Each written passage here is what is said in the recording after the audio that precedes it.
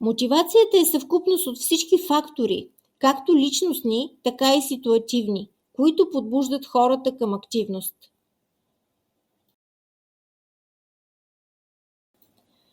Думата е с латински произход и означава движа, насочвам, потиквам към действие.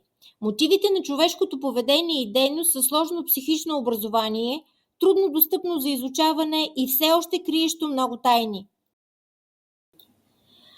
Мотивите никога не могат да бъдат наблюдавани директно и непосредствено. За тях съдим косвено по дейността на хората спрямо някакви цели, както и по начина, по който те ги достигат. Мотивацията има много общо с желанието и амбицията. Ако те отсъстват, липсва мотивация. Мотивацията е желание да се постигне цел, съчетана с енергия да се работи за постигането на тази цел. Мотивацията се разглежда като йерархична система на много равнища, в която различни мотиви се намират в единство и взаимодействие. Мотивите са сравнително устойчиви за дадена личност. В същото време мотивацията не е изградена само от мотивите, но и от различни външни ситуативни фактори – влияние на други хора, влияние на околната среда, сложност на изпълняваната задача и други. Важна роля при мотивите играят емоциите. Живите същества повтарят действия, при които са изпитали желание, и избягват такива, при които са изпитали неприятно. Според поведенческите теории, мотивацията е резултат от наградите и наказанията, които оформят поведението. Тези теории разглеждат човешкото поведение като реактивно спрямо въздействията, стимулите от страна на околната среда. Когнитивните теории за мотивацията се фокусират върху това, което хората мислят, как мислят и как мислите им създават или отслабват мотивацията да се действа. Според теориите за социалното учене, мотивацията е резултат както от това, което става в главата на човека, така и от онова, което се случва във външната среда. Теориите за социалното учене комбинират поведенческите и когнитивните теории. Хуманистичните теории за мотивацията предлагат тезата, че мотивацията е резултат от висш тласък да се постига и да се надминават другите. Този тласък идва от самия човек. Хуманистичният психолог Маслоу вярва, че хората имат вродени потребности с формирана йерархия, базисни потребности на дефицита и висши потребности на растежа, които трябва да се задоволяват. Мотивацията се отнася до начало, посока, интензитет и постоянство в поведението, желание и готовност да направиш нещо. Мотивацията е временно и динамично състояние, което не трябва да се бърка с индивидуални черти от характера на човека или емоционални състояния. Мотивацията стимулира личността в нейните усилия към постигането на желаните цели. Най-често това са успехи, високи постижения, за които се изисква висока мотивация, но също така и за ежедневни или обичайни дейности към постигането на определен резултат. Човек трябва да се научи да разбира мотивите на човешките действия, илюзии и страдания, за да може да се отнася правилно към околните и към обществото.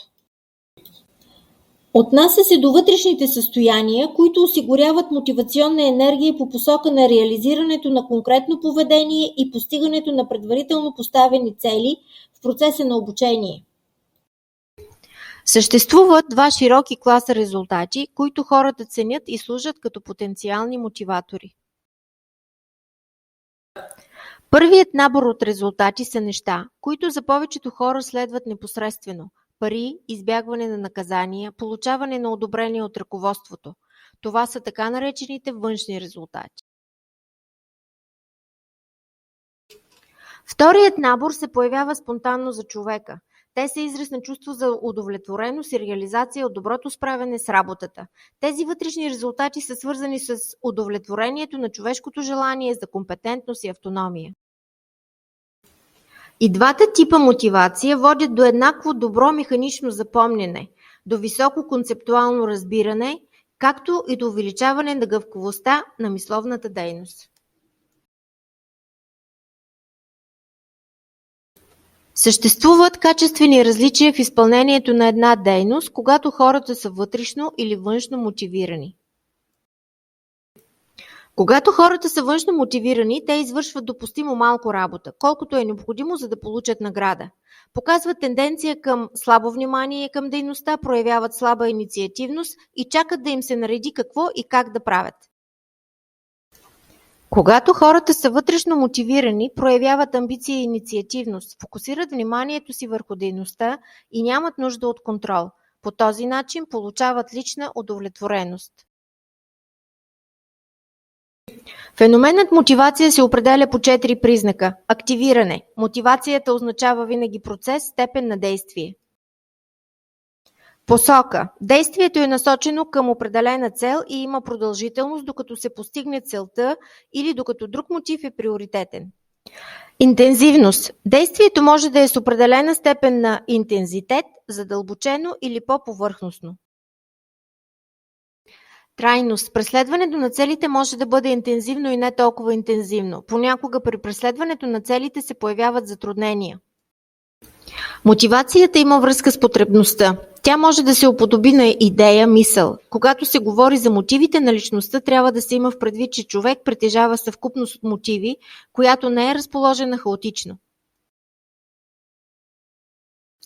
В един период от живота на човека доминират едни мотиви, в друг момент други. По този начин мотивите от основата могат да отидат на върха и обратно.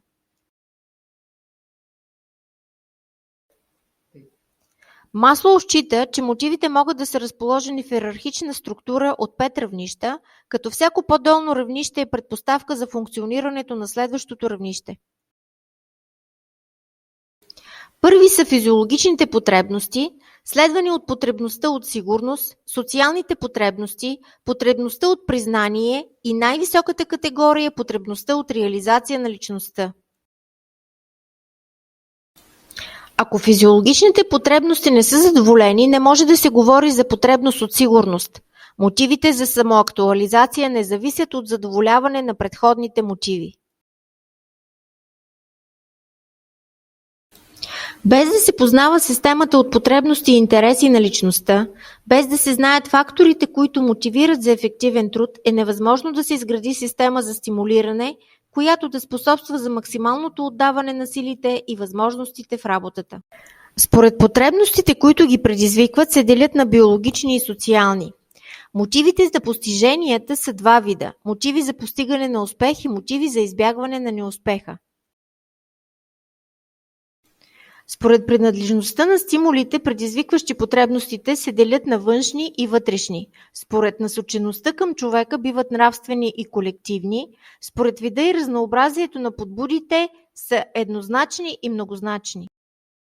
Според активността, която проявява човек, биват мотиви за общуване, за игра, за учене, за дейност, професионална, спортна, обществена и други. Според времевите характеристики се делят на ситуативни и постоянни, а също и на кратковременни и устойчиви. Според структурата на мотивите те биват първични и вторични. Според индивидуално личностните особености могат да се разглеждат от една страна като обобщени устойчиви мотиви, от друга страна биват общи неустойчиви и конкретни неустойчиви мотиви. Най-разпространено е разделянето на мотивацията на външна и вътрешна. Изясняването на същността на външната и на вътрешната мотивация започва с експериментите с примати на професор Хари Харлоу през 1949 година. След 20-годишно прекъсване продължава през 1969 година с изследванията и теоретичните обобщения на Едуард Деси, който нарича външната мотивация екстрасивно мотивирано поведение, а вътрешната интрасивно мотивирано поведение. Интрасивно мотивираното поведение е поведение, наградата за което индивидът носи в себе си. Действащият субект намира удовлетворение в чувството за собствена компетентност и самоутвърждаване. Екстрасивно мотивираното поведение е поведение, при което действащият индивид намира удовлетворение в някаква външна награда. При външната мотивация носител на стимулите е социалната среда, която предлага награди или наказания за определен тип поведение, а вътрешната мотивация изразява саморегулацията на личността, проявяваща се в стремежа към удовлетворяване на значими за нея потребности. Голяма част от моделите са изградени върху идеята на бихейвиоризма, според която хората са продукт на стимулите, които получават от външния свят. Тяхното поведение се детерминира отвън, а не отвътре. В зависимост от това дали индивидът се награждава или санкционира, той възприема определено поведение, което може да се превърне в постоянно, ако въздействието също има постоянен характер. Всяка потребност поражда определен стремеж тя да бъде задоволена. Единството между потребността, нуждата и стремежа определя мотива, а стимулите са тези, които определят интензивността на проява на мотивите. Основен проблем на всяко професионално образование е трансформацията на познавателни мотиви в професионални. Познавателните и професионални мотиви са форми на така наречения мотивационен синдром. Съвкупност от мотиви са отнесени към дадена потребност или единица за анализ на мотивационната сфера. Силните и слабите ученици се различават не само по нивото на интелекта, а и по силата, качеството и типа на мотивацията за учебна дейност. Стремежът към образование е обвързан и с възможността за израстване, развитие, перспективи и възможности за професионално развитие в дадена професия. Това засилва и поддържа мотивационните фактори както в процеса на обучение, така и за обучение през целия живот.